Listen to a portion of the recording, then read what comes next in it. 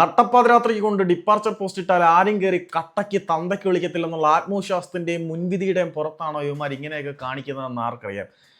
ഈ സമയത്തൊക്കെയാണ് departure post കൊണ്ടിടുന്നത്. Social മീഡിയയിൽ ആളുകളൊന്നും ലൈവായിട്ടിരിക്കാതെ എല്ലാവരും ഉറക്കം പിടിച്ചു തുടങ്ങുന്ന സമയമാകുമ്പോൾ കിട്ടുന്ന തന്തയ്ക്ക് വിളിയുടെ ഗ്രാവിറ്റി ഇത്തിരി കുറയുന്നല്ലോ എന്നുള്ള ആത്മവിശ്വാസത്തിന്റെ പുറത്തായിരിക്കും ഇവന്മാർ ഇമാതിരി പരിപാടിയൊക്കെ കാണിക്കുന്നത്. കഴിഞ്ഞ സീസണിൽ കേരള ബ്ലാസ്റ്റേഴ്സിന് വേണ്ടി വളരെ മികച്ച പ്രകടനം കാഴ്ചവെച്ച സ്പാനിഷ് സൂപ്പർ സ്ട്രൈക്കർ ആയിട്ടുള്ള ഹെസസ് ജിമിനസിനെ കേരള ബ്ലാസ്റ്റേഴ്സ് കൈവിട്ട് കളഞ്ഞു. യൂറോപ്പിൽ നിന്നും അദ്ദേഹത്തിന് മികച്ച ഒരു ഓഫർ ഉണ്ടായിരുന്നത് കൊണ്ട് തന്നെ താരവും ക്ലബ്ബും തമ്മിൽ പരസ്പര സമ്മതത്തോടു കൂടി വേർപിരിഞ്ഞു എന്നാണ് ഔദ്യോഗിക ഭാഷ്യമെങ്കിൽ പോലും അണ്ടർ ദ ടേബിൾ ക്യാഷിന്റെ കളി വല്ലതും ഉണ്ടെന്ന് കാത്തിരുന്ന് അറിയേണ്ട ഒരു സംഗതി തന്നെയാണ്.